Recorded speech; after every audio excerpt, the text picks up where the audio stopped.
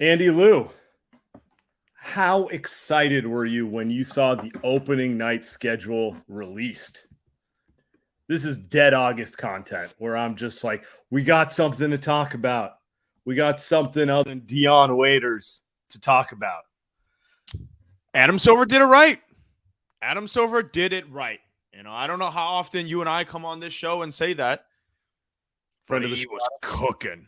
He was cooking with this one. So let's share it. So opening night, October 24th on TNT. Sources tell The Athletic.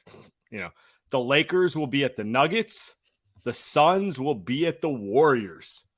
Man, I thought the Warriors were going to play on opening night because they didn't win a championship, and that tends to be how it goes. But Adam Silver said, fuck the East. No one cares. These are the only four teams anyone cares about. Yep. This is it. No one cares about anything else. And so the show must go on.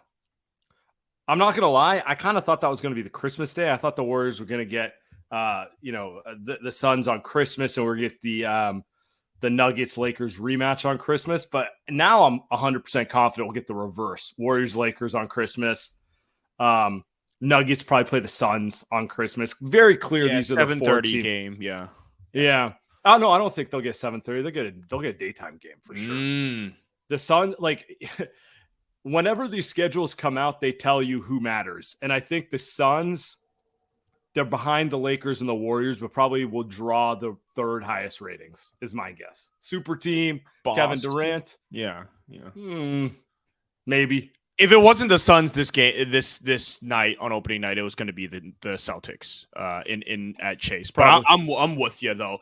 Kevin Durant, the storylines at home, first time that KD's played against the Warriors in front of Golden State Warriors fans. I'm sure the ovation is going to be great. So I don't know, this is perfect, right? You have to put the Nuggets on there. Jokic is the next big one.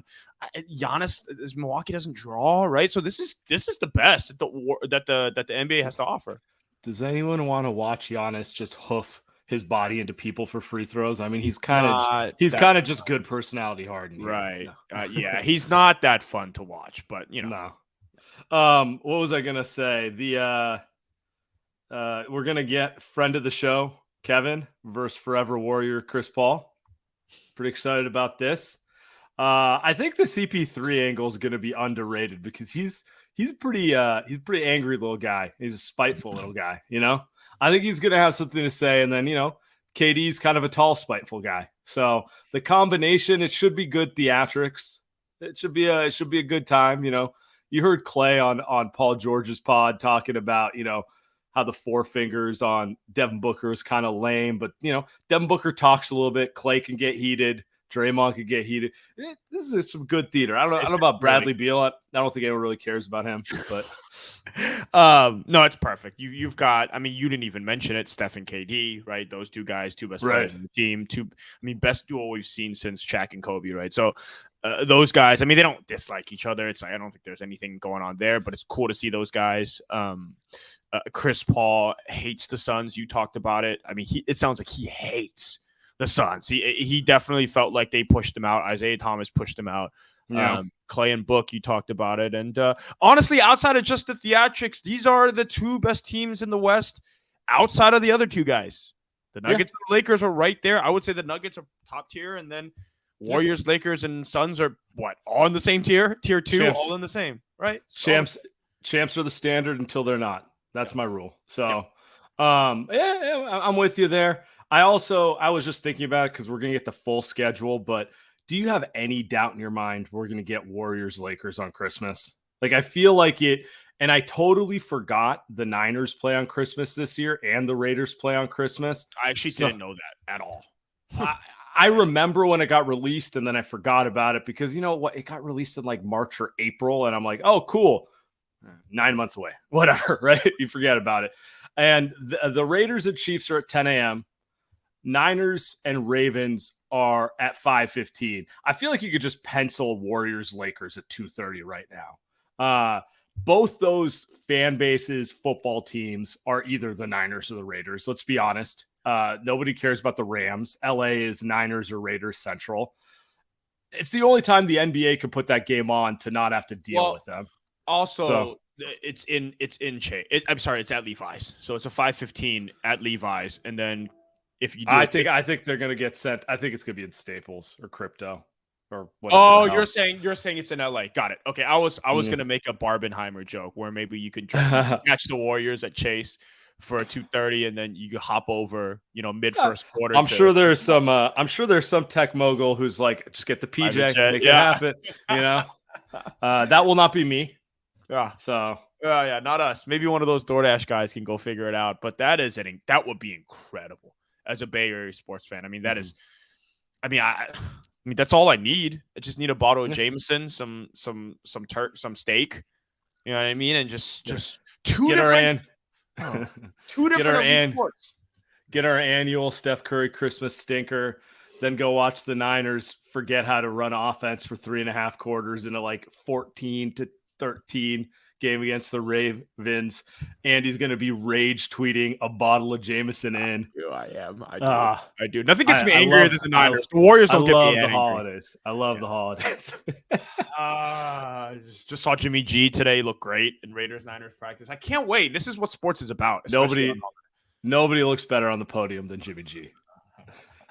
That's your quarterback, by the way. I don't know why you're laughing. That's your guy. We'll see. They play preseason this weekend. We'll have our friend Kyle Madsen on to talk about that. Sure. I don't think anyone's going to play in it, but it's going to be nice to see a little football on the TV. Trey Lance will play. It's my starting quarterback. He'll play. Well, I'm trying to think of some of the who's going to be the backup that everyone over talks that won't get on the field in the regular season, like Danny Gray. Yeah, or Ray McLeod, one of those guys broke his hand, but yeah, Danny Gray definitely. No, one of the running backs definitely, like Jordan Mason is going to get super hyped, or no, it's the other guy. It's Tyrion Davis Price. He's going to get hyped, but he's not going to play. He's like the 4th string running back. You know what I mean? Well, one of those. Kyle runs through those running backs. So yes, hey, actually, I wanted to bring this up. I know we were talking about this earlier, but it is interesting to me that that football is coming for basketball on basketball's day, right? Because basketball's day is Christmas Day, and football just said, yeah, we're going to just schedule games on Christmas because we don't care. And it's not going to be close. People are going to be watching football. So I don't know if I feel bad for the NBA, I don't know, whatever, but it's step your game up. Yeah. Step your game up. That's where I'm at. We got another piece of Warriors news, minor Warriors news. This is August content. Former GM and friend, Bob Myers, will be joining ESPN or nearing a deal. Who told you first? I mean, it was kind of obvious he was going to do media stuff, and ESPN he hated that pod that we all hated. What was it called? I don't even remember at this point. Yeah.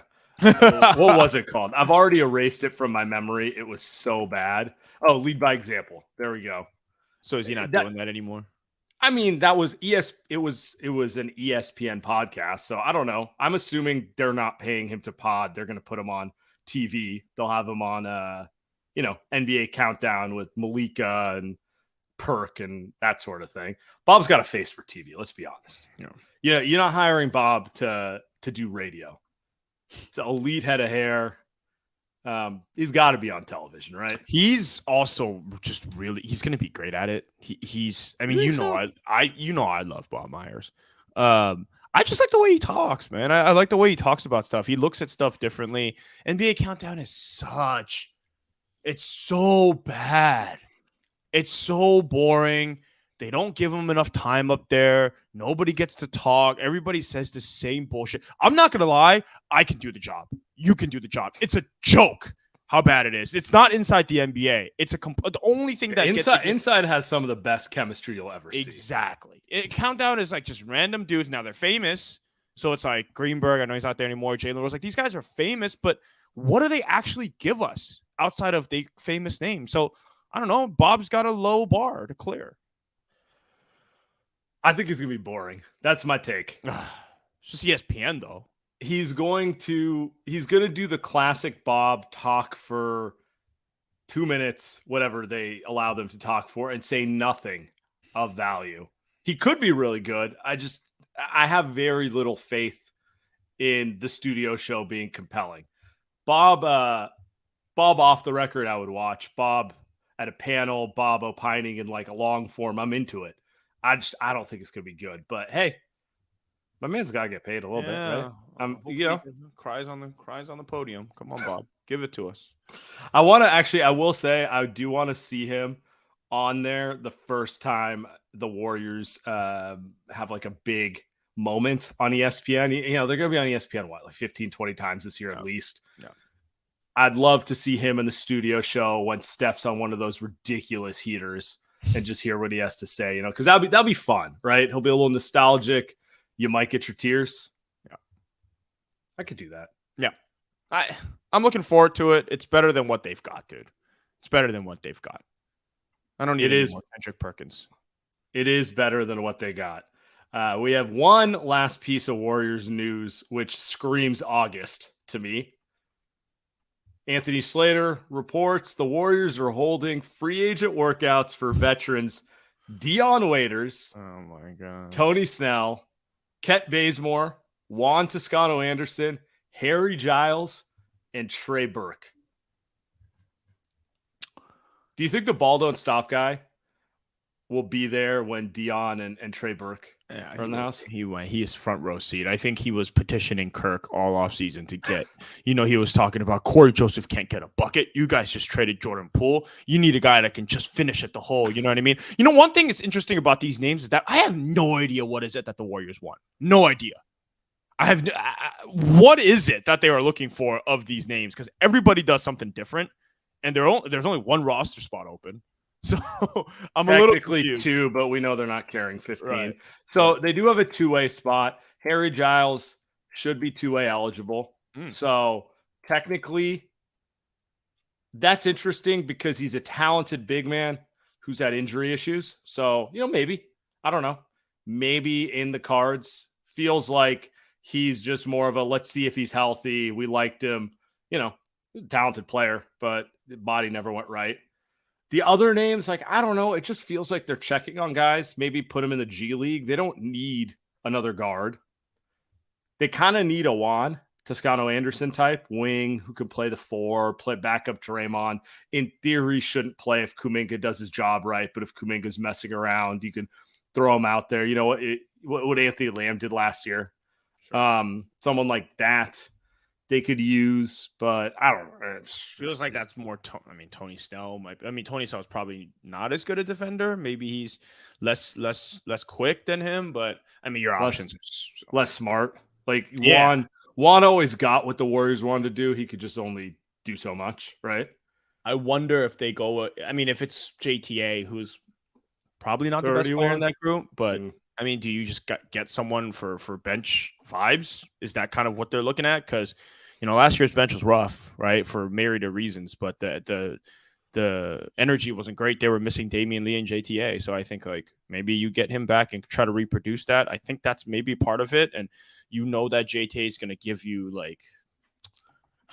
he's going to give correctly. You, yeah. You guys know what I'm trying to say. Yeah. I also think that they're going to try to get Rudy Gay. We know that. I think in a perfect world, they get Rudy Gay and Juan into camp, and whichever one just looks better in camp gets the contract type of situation. But that assumes Rudy Gay doesn't have a guaranteed contract from someone else, So my guess is they're just looking at where guys are, inviting them to camp, probably going to go the tryout route for the last spot, and hopefully you luck into it the way you did with Gary Payton II. He was kind of a tryout guy, and he ended up being kind of important for them. Yeah, fair enough. We got a special guest, friend of the show, host of Candlestick Chronicles, Kyle Madsen. Kyle, what's up, man? What's up, dude? What's up, bros? Hanging out. It's been a busy day. I was just at Costco. It's nuts. I thought you were gonna say you were just in Vegas and you took a flight back here. It's for us after practice, joint practice. But yeah, I would have done that. No, I went to Costco today because we thought, hey, middle of the afternoon on Thursday, it's gonna be fine. It was not. It was wild in there, but we got it done. I'm proud of us. Hilarious that I'm planning to go at about the same time tomorrow as well. So that's good to know. Appreciate you. The key is to have a plan. And my plan is to try every sample. Dude, they had the chips and guac up there. I had a full serving of chips and guac walking past that guy. legend. He's the You best. like the $1 hot dogs? I still eat them to this day. Since I Bro, was, yes, it's a must, and especially now they have the self-serve kiosk. You just go up and like, give me 2 hot dogs and a chicken bake. unbelievable. My Walk up there, my show 'em go-to is thing. always the chicken bake. I won't buy the freezer box of them just because I So- don't need that in my house. But I will absolutely get a chicken bake at Costco because it's damn good. Wait, Don't lie. hold on, Sam. Dude, have you had the chicken bake recently? Like within the last few months? No, we're gonna go We're back. ch- we're ch- 9 they to 12 changed months. it because Oh, I no. had it like a month and a half ago. It's the freezer one now. It used to be a different version of a chicken bake, and that's why I liked it better. Are But you, now are they you saying just, the quality's fallen? that's what I'm trying to say. They just give you the freezer one where they just oven it. I'm like, dude, I could just buy that and do it myself. I'm good off the freezer one. It's great, but I'd rather have the original chicken bake. Now that's So the Foster chicken City bake, one. chicken bake on Fraud Watch. Yeah, that's what I'm saying. It's Foster City though. That's Foster City. You got people got to tell me if SF's got different ones. I'll go to those, but I don't know. I'll give you an update next time I go. But my rule of thumb is I have to get a chicken bake because I refuse to buy a box of 50 of them because then all I'll eat is that and then I'll be just complaining to Andy about how I've gained 15 pounds or something. Yep. It's like 1,000 calories, man. That shit's terrible for you. You know what? This is a perfect segue because speaking of horrendously unhealthy food you can't avoid, the bacon wrapped hot dog with grilled onions and peppers. All the hot dog vendors selling bacon wrapped links with grilled onions and peppers, a mainstay outside of sporting events in the Bay Area, may not be outside the Oakland Coliseum for much longer. This is the crackdown the Bay Area needed. Of all the issues in the Bay Area, I think we all agree these vendors have been causing too many problems. Am I right, guys? Unbelievable. Yeah, problems for my health because I'm buying 6 hot dogs pregame and post. Dude, anytime I see these, I don't know if you're like me, but it makes me think of the Warriors and the A's and childhood and basically all my favorite sports memories. Anytime I'd cross the BART overpass. Yes. Correct. It's like I either had to buy one or I'd have that like, FOMO feeling that I'm not, I really want it, but I'm trying to be healthy, so I'm avoiding it. But I'd be thinking about it for the next 4 hours. Dude, when I didn't. Exactly. I'm buying 3, bro. I'm not fighting that shit. The thing is, they'll have that outside clubs and bars too, in downtown SF. And I don't know about now, a few years ago, but it's incredible. Now, here's the thing about those. I've always felt like they smell a lot better than they actually taste. Like, I feel like I get it. It smells amazing. And then I eat it and I'm like, well, shit. I mean, I already ate half, so I might as well kill the rest, but this is not as good as I thought. It's one bite down and it's like, all right, that's what I wanted. And now I have basically an entire bacon wrap hot dog to eat. Yep. But if I'm even a little drunk, like if I'm a tiny bit, like if I finished my beer late fourth quarter and I'm walking out, I'm getting one. Yeah. I'm getting one. I don't care that they're $10 now, Yeah.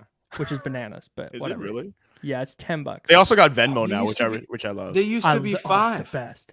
The last time I had Yes. one was the last game at Oracle, the game 6 that Clay tore his ACL.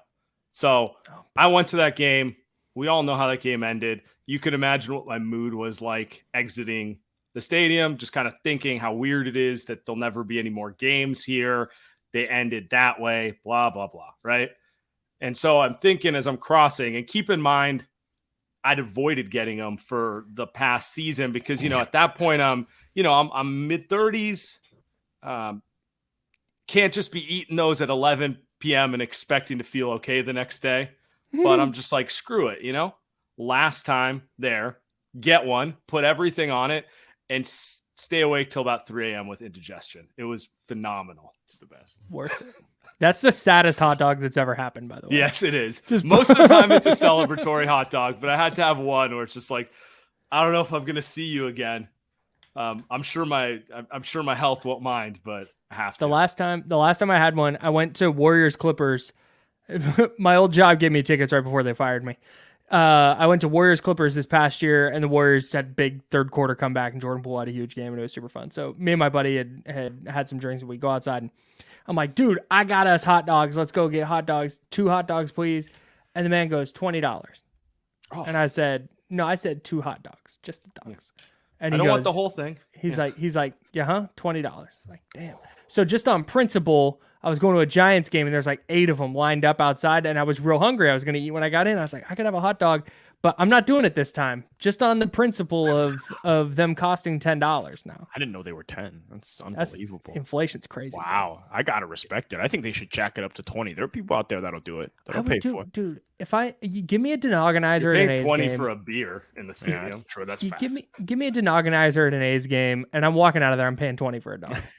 It's easy work. I think I'm towing the line if I'm working. It's too bad they can't anymore. But I'm like, if I see a drunk guy and he walks by, I'm like, it's 25. It's 25. You know what I mean? Oh, yeah. Tech guys, they'll pay anything. Don't big time.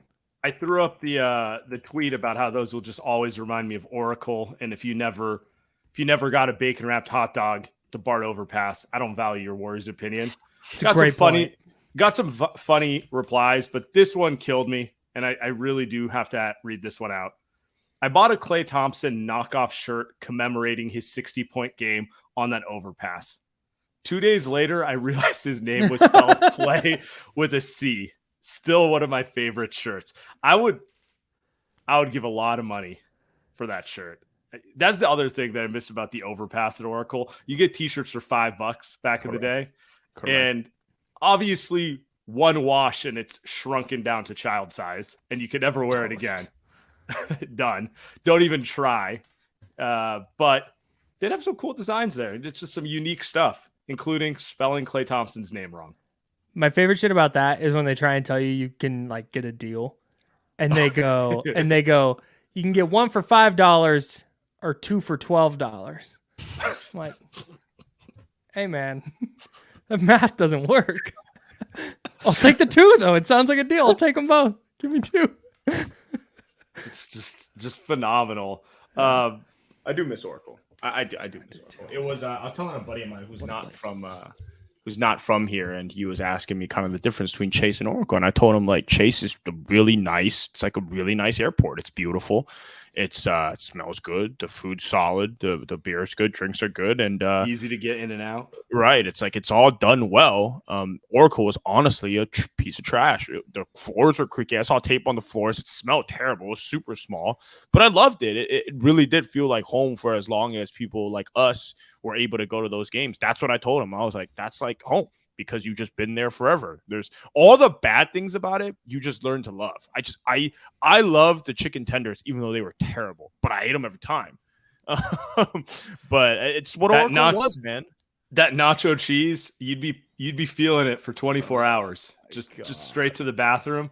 But did I get nachos every time I went? Of course I did. It was the same nacho cheese, just for like seasons. Yeah. Yeah, they definitely were. Oh, this is a fresh batch. Like, I don't know. This could have been. This is remaining from 2 months ago, for all I know. Yeah, still, that's 100% what was going on. It was delicious. So I guess the question is, we can go around. Kyle, you can go first if you want. Favorite Oracle memories? I went to, I think it was Steph's rookie year. Okay. And I went to Warriors Raptors. And the Warriors won that night. And Steph and Monte combined for 58, something like that. They both had huge games. Substantial. And that game sticks out because I was supposed to go with a buddy of mine, and he hits me up before and goes, I don't really feel like going. So now I'm trying to like find anyone who will go with me, and I can't give this ticket away. And again, this is like 2009, I think. Yeah. And I can't give this ticket away. So I went and I sat in the upper deck by myself and watched a bad Warriors team play the Raptors. But it was at that game that I was sold on Steph. I needed it. I needed a minute. And that was the game that was like, oh, he's like this guy, he can hoop. Like he can play. It's awesome.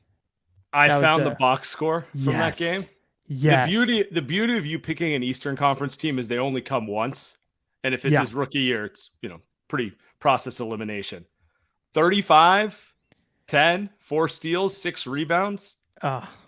Monster. And he had this one assist. They were running down the court towards me, and I think it was Reggie Williams is coming up the right side. Yeah, it was Reggie Williams. There it is. Is coming up the right side, and Steph throws this like one-handed bounce pass with a little English on it, and it hit him in stride, and I was like, this is the dude. He's it. I didn't know the phrase "he's him" yet, but that would have been my. And so that's I my don't think one it that came out for another decade, so it's fair. Yeah. No, I was ahead of my time with it. But yeah, that's the one that sticks out because Monte and Steph going off was fun. 42 minutes from Steph, Steve Kerr would blow a gasket. Oh my god, just losing his mind. Look at that. Nelly was playing. I remember particularly the second half of his rookie year. It was like 42 was on the low end of what he was playing at that stage. They were playing 45 minutes a game. They didn't care. Just run up and down and chuck. Get some burn. Same with Mark Jackson. I mean, Steph was playing huge minutes during the Mark Jackson years too. Yeah.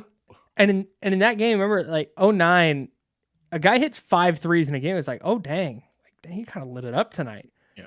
And that just kind of became just a night in, night out thing, which is cool. Absolutely. Andy, what about you? All right, so I've gone through this and given out some names. I'm gonna go with a different one this time. All right, so like I've given the OKC Game 7 at home. I always feel it's underrated. I was at all of these games, but there was the Clay going for 37. There's the Amari dunk, which is always hilarious. So there's all of those games. I'm gonna go with one that I thought was funny and one of my favorites looking back because it was Christmas Day at home against the Cleveland Cavaliers, and this is when I was all in on Jordan Bell. He started this game and played incredible defense against LeBron. Is this the one that Steph didn't play? Yeah, it was. Yeah, I'm looking it up. You're looking at the box score right I remember now. though when they started Patty McCaw. So this is I was locked in. I was like, oh my God, they got another second round gem. This is him.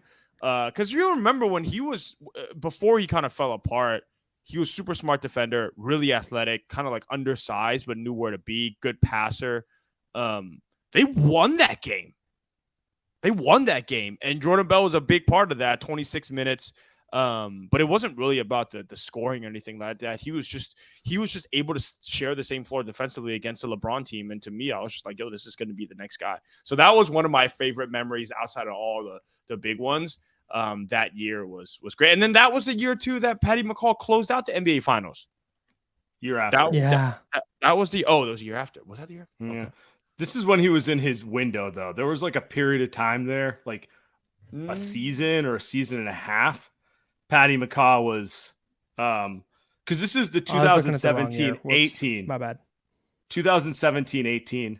Right. Regular season. So 2017 Christmas. Does that make sense? Yeah. So I remember this game because Steph was injured. It wasn't whatever it was. He was injured. And look at the switchable lineup: McCaw, Clay, KD, Draymond, Jordan Bell, just all wings the whole way through. I mean, Iggy and Liv coming off the bench. I mean, they were Nick Young. I mean, come on now, they were stacked. Yeah, that was a nice little team. I think that was the year. I think that was the year he closed it out because this is their second. This is the year after they won that first championship. So this is after they won the first championship. This is after their second championship, but the first with KD. So this season was going to be the season that they won their third total overall championship. I'm positive this wasn't the finals that McCaw closed because McCaw closed Game 5 of 2017 finals. And so this is before. So that happened before then. You're saying that happened before. Oh, okay. Yeah, exactly. And then we all thought he was going to be the next Iguodala, Livingston, and it didn't happen. I don't really know what happened, to be honest. It's one of those great mysteries, but yes. All right, I'm going to go with, I remember going to this is the best are when you get last minute tickets to a game and it turns into a classic. So remember when they got Andre Iguodala? I remember being like, oh, damn. That's something the Warriors would never do. I know he's not a superstar, but he's a player every team wants, and they got him in free agency. I don't remember the Warriors getting a relevant free agent my entire life before Iguodala. Sorry, David Lee, you're not that relevant. And so this was in that first month when he was on the Warriors, Mark Jackson was the coach. They played against Oklahoma City, and this was peak KD Russ, Oklahoma City. They were better than the Warriors at this point because Steve Kerr hadn't caught. Everyone thought they were going to be the next team to be a dynasty, right? And ironically, Russell Westbrook killed the Warriors that night, including hitting a shot he thought was the game winner. And then he did like a double guns afterwards. Like, it was super bombastic, taunting the crowd.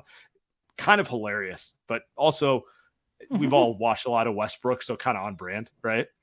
And then Andre Iguodala hits one of his BS game winners with no time left to close them out. It was like he caught the ball on the inbound, turn around, fade away like he's Kobe or MJ, and it goes in. And I just remember, like, I'd never seen a buzzer beater by the Warriors in person, and it was their big free agent signing. So it just made me feel like, damn, this team's different. They're coming up. This isn't like the underdog Warriors. They might actually be good.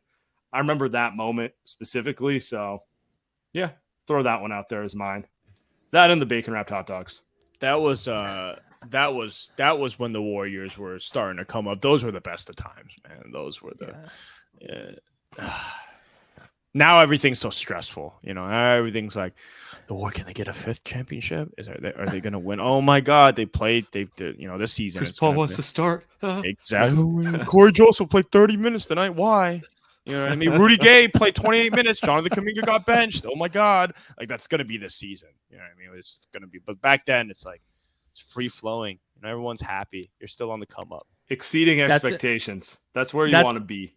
That's what I kept trying to explain because Sam, you know this. I have a bunch of friends who are Kings fans. Yeah. And I keep trying to explain, like, this is as good as it's going to get. Yeah. Even as the expectations are only going up, and with it, the stress. Like, this is as fun as it's going to be, bros. Enjoy it. Yeah. And they're not good enough to win a championship, so it's only going to get worse for the Kings. Like, you're going to be so angry about Sabonis. He's just not good enough. So you guys just gave him a fat contract. Like, to me, their run is already over, and it's sad, but I mean, it is what it is. Jesus. It is. You're not winning games that matter. Like, will they make the first round, maybe second round? Yeah, but like, you're not. I mean, is Keegan Murray going to become Clay? Maybe. Yeah. Probably not. I rock with Keegan Murray. I think Keegan Murray. He has to be. I'm a fan. Like, we're not talking about Keegan Murray. Like, Keegan Murray's great, but he needs to take a superstar leap for sure. And that's still not enough. Yeah, and that's still not enough. So if in a couple of years he can be as impactful as a De'Aaron Fox, then they'll have something cooking there, because that's like a legitimate two-player punch. But we'll see. But you are right. Nothing is better than the unexpected come-up year. Next year, like, they could win 49 games, which would technically be one more game, but they probably aren't going to be as happy about it. They're probably going to be like, I thought we'd be better. That beam just not going to be as bright. No. You also, can you run like the beanbacks for a second? They are. Season? They're doing it. I don't That's know. The thing. After Steph did what he did in Game 7 and then mocked it, like, you kind of have to retire it. Yeah.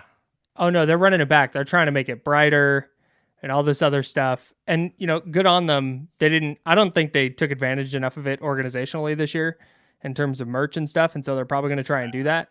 But I'm sorry, if you're trying to light the beam to go 10-10, like, you're gonna have to be really good out the gate. Yeah, I think, for it to continue. Yeah, you need to be like 15-2 start, like something that's unsustainable, but you're the hottest team in the league. Yeah.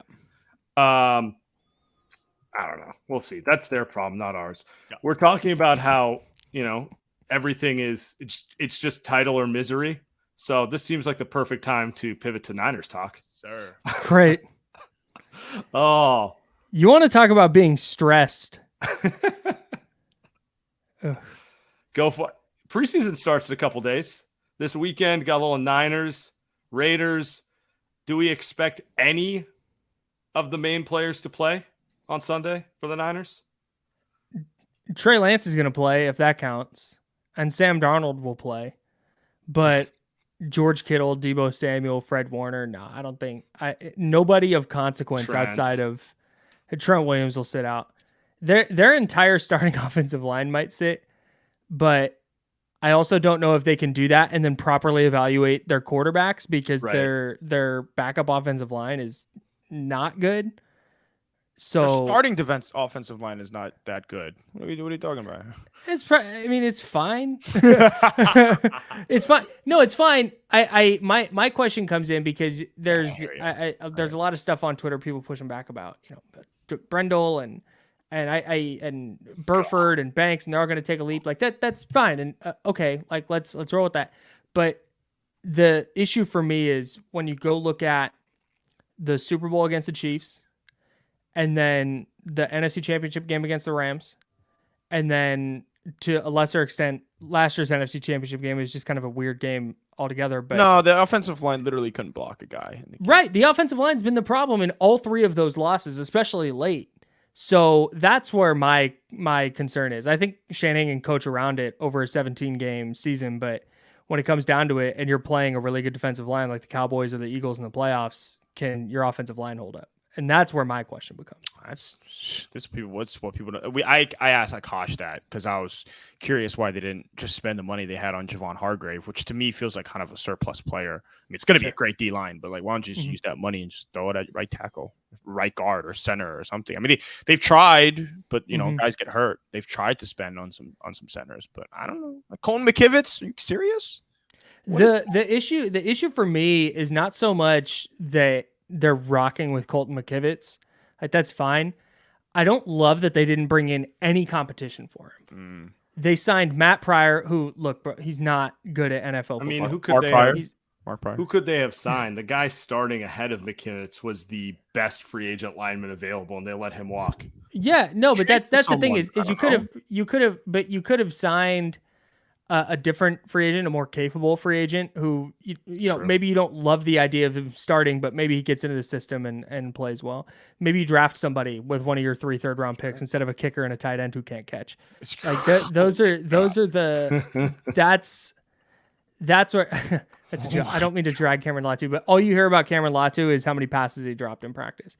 But that's where what my gripe is if you want to start McKivitz, fine, but just handing him the job when you cut him 2 years ago, like that's the thing that I'm having a hard time leveling with. So maybe he'll be fine, but the Niners are stacked at every single position, though, outside of O-line and quarterback, which you could argue is two of the top 3 most important, like D-line, O-line, and quarterback. Are those not the top 3 most important? I don't know. I'm just depending on who you ask. Yeah, they're kind of screwed on 2 of those. So it's an interesting team because they're stacked everywhere else.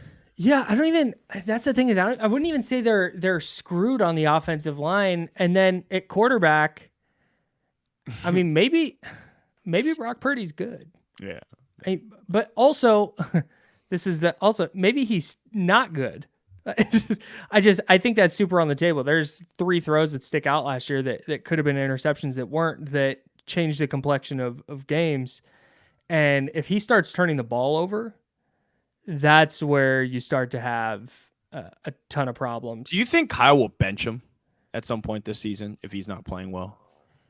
Yes, but I don't think. Yeah, you'd have to. You can't ride with this guy saying he gives you the best chance to win a Super Bowl and then ride him to a. But he's not gonna bench him if they're winning games. Yeah, which he probably shouldn't. Yeah. No. If they're so their bye week is week 9, so they got 8 games before their bye week. If they go into their bye week at 4-4 and Brock is just meh, they're gonna keep him in there and they're gonna let him try and figure it out. But if they get to their bye week and they're 2-6, dude. No, they're not. I'm exaggerating. I don't think that's going to happen. Bosa does not play. And I'm pretty confident Nick Bosa is going to be there. But if it's disaster and they're 2-6, then yeah, I think they make a change. But if they're where they're at the halfway point where they've been the last couple of years, where they're kind of right around 500, I think you talk yourself into it by going, yeah, hey, they get hot at the end of the year and Brock's been the guy, so he's just going to be the guy. But yeah, I think he's going to have a little bit of a leash, but man, if they start like 0-3 or something like that, and he's just not playing well, I think that leash gets short pretty quick. I just also, I'm so ready for actual games to start, and preseason barely qualifies as an actual game. Like particularly week 1 preseason barely qualifies as a real game. I'm officially tired of training camp reports of someone threw 4 for 6 today. And it's just, oh, yeah, but you don't know what you're watching. You don't know what the coaches have asked them to do. You don't know what they're looking to evaluate. And it's certainly not a tell of where the coaches are leaning. I've had enough of it. It was funny for a while, and now it's just like an instant mute. I think it's amazing. Did you see what Kyle Shanahan said when he got asked about that the other day? So he got asked about Sam Darnold hadn't thrown an interception yet. And Shanahan basically goes, he hasn't? Like, I didn't even know. You guys are the ones that keep track of that stuff. And then he lists off all the things that he's looking for in a play. And it's like the result of the throw is just so far down the list of things he gives a damn about in practice. Because maybe the receiver ran the wrong route. Maybe somebody slipped and fell. Maybe somebody lined up in the wrong place. Maybe the quarterback just, sometimes maybe the quarterback you're just missed going to the make most a bad throw. open guy. Yeah, you know? maybe Like Sam Darnold. There's so many things that can go wrong in a play that just don't have anything to do with the quarterback being good or bad with the completion or incompletion. Does that make sense? Yeah. Maybe the receiver dropped it. Yeah. So that's where I don't put a ton of stock into that, especially when the Niners defense is they were 13th. They gave up the 13th highest completion rate last year and the 3rd highest the year before, because that's what their defense is designed to do. They'll give you the easy throws. And from what I understand, that's what Sam Darnold's been doing in practice. It's like, okay, you're going to give me this easy throw. I'm just going to take it. Whereas you have somebody like Trey Lance who's going, I'm looking down the field. I'm looking at that intermediate to deep area. Yes. And so maybe it's a little higher risk throw, but it's a higher reward throw. And so those are the things that I think the coaching staff is really going to dig into and see when I don't think we're going to find out in this whole backup quarterback battle thing. I don't think we're going to be sitting here on August 18th going, okay, it's definitely that player. I just think it's going to be really tight all the way through camp. It's the Niners, man. They'll find a way, even when they're pretty set as the number 1 or 2 best team in the NFC. And yet, I don't think there's any controversy coming out of Philly camp or Dallas's camp, but with the Niners, it never stops. They are the best. I love the Niners. It would help if Dallas's head coach wasn't running a run-of-the-mill Madden offense. Yeah, he is. Other than that, it's like I don't consider them a serious team. I'm sorry. Philly, they've got talent. They do have talent. Philly's legit. Yeah.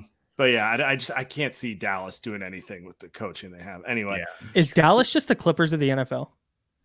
That's the only. Although no, Ty Lue's a good coach though. And people care about the Cowboys. So that's a good point. I feel like they're more from a talent perspective. It makes sense where you're like, on paper, this should be good enough. But when you watch it, it's missing something and you can't.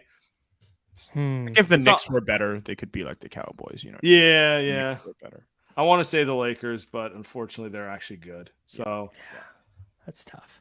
One last topic before we get out of here. I want to share a picture with you guys. Oh, let's go. Oh, my God. Have you seen Steve Kerr happier than he has looked coaching Team USA this summer? No. He's so thrilled. Look at that face. This is 2017 Steve Kerr when he had peak Steph, KD, Clay, Draymond, Iguodala, and he's just like, I just like tell him pass the ball, we get 150 points. Look how happy he looks. You got to zoom into his face, man. We got to blow this up. This is incredible. Look at that. Look at this guy. I've never seen Steve smile that much. You're right. Probably since KD was on the team and bought into the offense. I don't know. Maybe when the Warriors won that last championship a year or so ago. Oh, man. Do you think he likes Brandon Ingram, though? I don't get the feeling that Brandon Ingram is a Warriors player, but this picture is incredible. I disagree. He's just thrilled to not be coaching Jordan Poole anymore. Oh, my God. That actually might be it. That's a great one. I think he loves Ingram. Ingram's a pass-first player. I think he's coachable. I think he has the propensity to hold the ball, but I legitimately think he's the type of player Steve likes because he has all the tools and the mindset. And then it's up to Steve to like unlock him to, give up the ball more and play more the right way. And everyone's in a good mood. There's a little Andrew Wiggins there where it's like, hey, you're super long. If you just tried on defense, you would be an elite defender. And then, maybe cut the bullshit mid-range shots out. You know what I mean? Even though Ingram's a much better shooter than Wiggins, but it's like, can you or ISO player cut holding the ball so much? Yeah. Steve's then again, do you think I mean this genuinely? Do you think Kerr just enjoys the challenge of just international basketball, like FIBA basketball, but then B, coaching new guys instead of having to coach a system around Steph Curry that's just kind of the same year in and year out, and you kind of know what you're going to get? I have a theory. His favorite type of coaching is the Wiggins type, where it's a guy who is not so raw. You have to teach him the basics, but he hasn't figured out how to win. So he's like at that 24, 25. I figured out the basics, but I'm not 100% positive how to apply this in the winning context. And they'll listen. Yeah. And I feel like Ingram is that type of guy, more of a ball handler, but like he's at that stage of his career. Anthony Edwards, Brunson. I mean, Team USA is littered with those type of guys. Yeah. And, look, Steve's not the coach for 19-year-olds. I think he's the perfect coach for, I've figured out the basics. Now I'm ready to take it to the next level, which is honestly a more valuable skill set. Like, what he did with the Warriors. Yeah, exactly. That's what he did. It's a good point. I thought about that. Steve Kerr might be the best coach for this Team USA team. Now, who knows what the A team will be a couple of years from now. So we'll see. But you hadn't thought about that. I mean, this Team USA team is so much damn fun. So much damn fun, and part of that is these players and also Steve Kerr's system that he's got these guys playing. Yeah, it's also like the right system for Team USA. Like you have so much talent at your disposal. You don't need to run a high pick and roll like everyone spread out offense. Like we don't need to run the James Harden offense. So no. Gonna be fun to watch them over this weekend too. We'll leave on that. We'll be back Sunday night. Potential for a rage pod. Team USA losing to Spain. The Niners looking horrendous. Andy shattered in tears. Just down bad. Yeah, just down so bad over preseason basketball and preseason football. I will be angry, and I will be. If I watch Sam Darnold throw the ball 30 times and Trey Lance benched, I will be angry, and we will be here, boys. Don't lie. You're going to be angrier if Darnold plays well. Yeah, it's facts. God, I can't stand. I cannot stand. Kyle, appreciate you. Thanks.